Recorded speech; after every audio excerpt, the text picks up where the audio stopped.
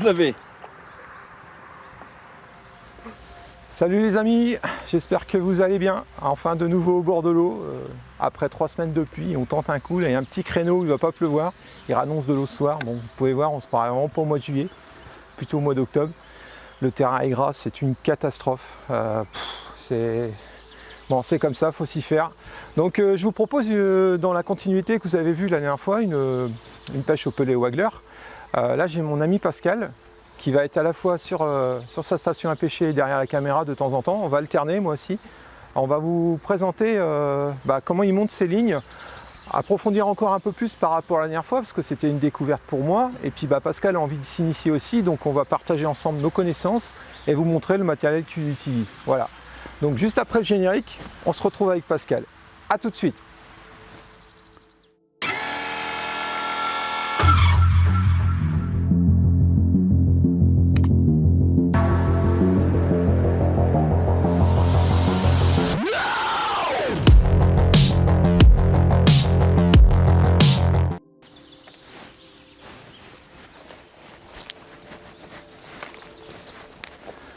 Alors, on se loin sa petite machine. Hein. Ouais.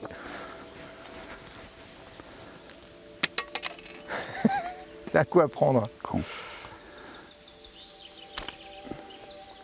Par là, c'est bon? Ouais, distance là, ça sera bien. Ouais. Ok.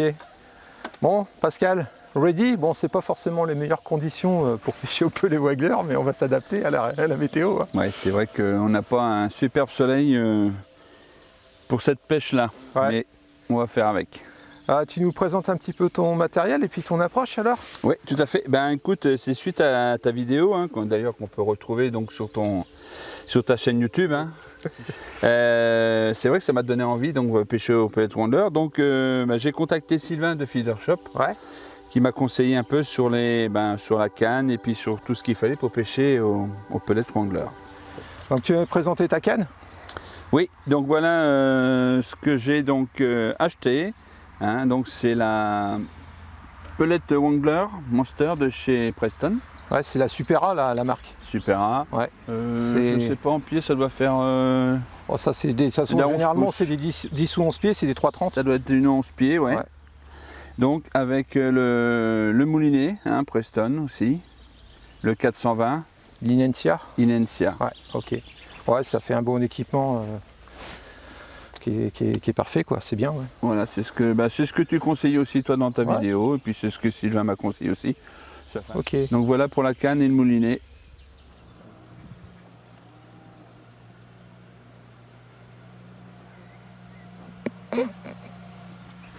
Oui, donc j'ai déjà monté du fil, on m'a conseillé donc du 22 centièmes. Généralement c'est quand même des pêches de belles carpes en surface. Donc, voilà. Puis on va être sur des pêches d'été, donc le poisson est quand même plus actif, on va dire. Voilà. Donc après, il faut quand même quelques petits accessoires donc, pour cette pêche-là. Donc moi j'ai investi donc, dans des bouchons. Des flotteurs. Sinon, tu vas te faire, des flotteurs. C'est vrai que nous on a tendance à dire des bouchons. En Normandie on dit bouchons, mais c'est des flotteurs. Ouais. Donc des petits flotteurs, hein. Il y a plusieurs grammes, là c'est un 6 grammes, je dois avoir du 6 grammes et du 4 grammes. Et j'ai aussi des petits flotteurs comme ça en 8 grammes. De chez Matrix. Chez Matrix. Donc, la particularité de celle-ci, c'est qu'en fait, vous avez un amorçoir juste en dessous. Donc à ce niveau-là. Donc là, c'est pour utiliser de la farine. Vous faites une boule de farine, vous venez la compacter le long de ce feeder. Et ça vous permet, vous lancez, ça vous fait tomber des particules. Un peu le système que je vous ai montré avec les Enzos. Les brouignes, c'est une autre façon pour pêcher, avoir des particules. Voilà, c'est un petit peu un compromis, je dirais, entre les trois. Celui-là, ça fait un peu ces deux-là.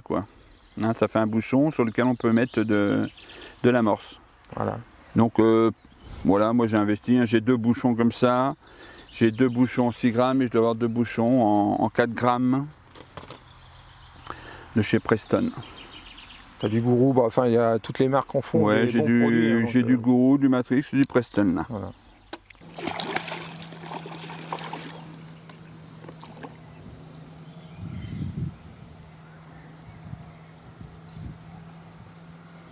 Tu sors que papa, hein. Il va changer de prénom. Donc là on a parlé des flotteurs. Ensuite, on va parler des... Alors ça, c'est super important, c'est parce que les petits connecteurs, en fait, qui permettent, sur la ligne à Pascal, qui permettent de faire les butées sur le flotteur, quand vous lancez, pour éviter que... Bah déjà, un, protéger l'émerillon, et deux, protéger l'amorti quand on lance le flotteur au fur et à mesure dans l'eau, quoi.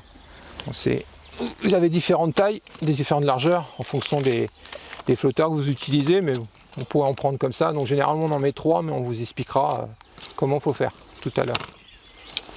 Voilà. Donc Pascal, on a parlé des petits stobs. Oui, les petits stubs, hein. Ouais. Donc on va vous faire voir après, hein, pour les montages. Et ce qu'il vous faut aussi donc pour donc maintenir le bouchon, hein, c'est des petits émerillons à agrafe.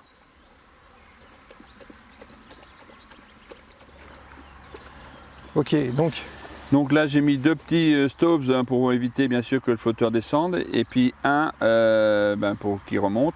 Et donc ça, vous pouvez donc les régler comme vous voulez. la hauteur, ouais. On voit donc le petit émerillon à agrafe, hein. Donc là vous pouvez... Donc là vous pouvez l'ouvrir, hein, et puis bien sûr vous pouvez alterner pendant la pêche avec une cage. Une cage, un autre bouchon. Un autre flotteur, bon Pascal.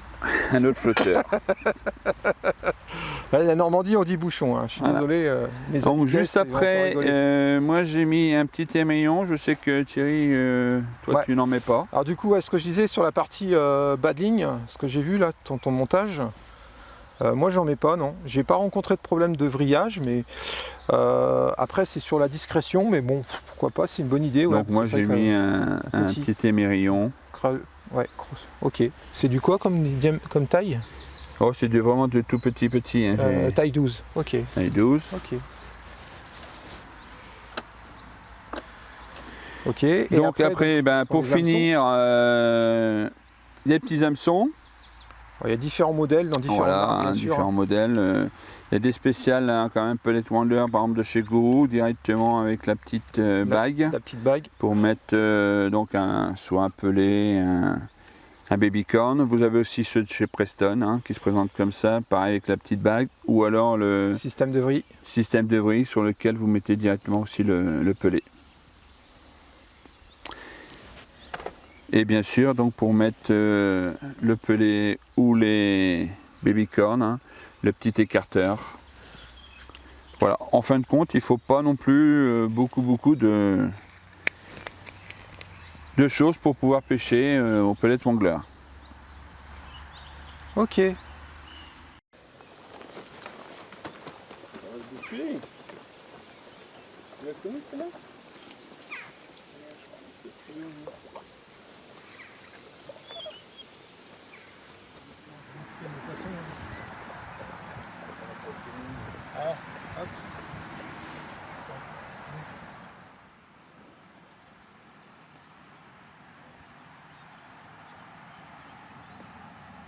Super, petite coille là, super, fait toujours plaisir.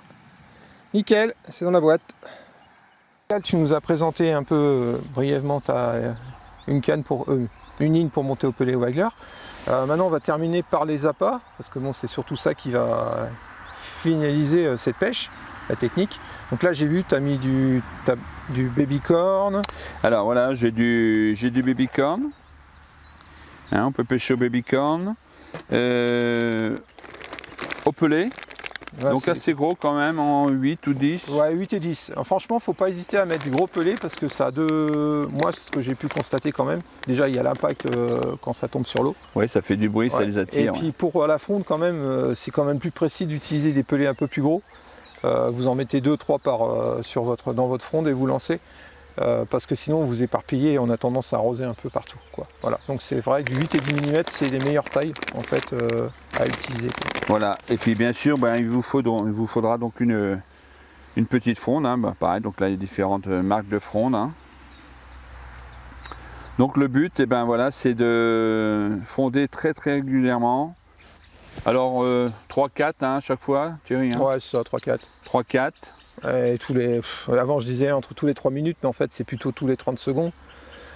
Faut vraiment, surtout au départ, c'est d'accoutumance. Donc il faut lancer, relancer sa ligne, ramener. C'est vraiment une pêche très attractive, quoi. C'est une pêche dynamique. Dynamique, voilà, c'est ça, chercher le terme. Merci. C'est une pêche dynamique et il faut créer un peu une compétition. Il ne faut pas en mettre beaucoup pour qu'ils se jettent dessus, quoi. Ouais, c'est ça.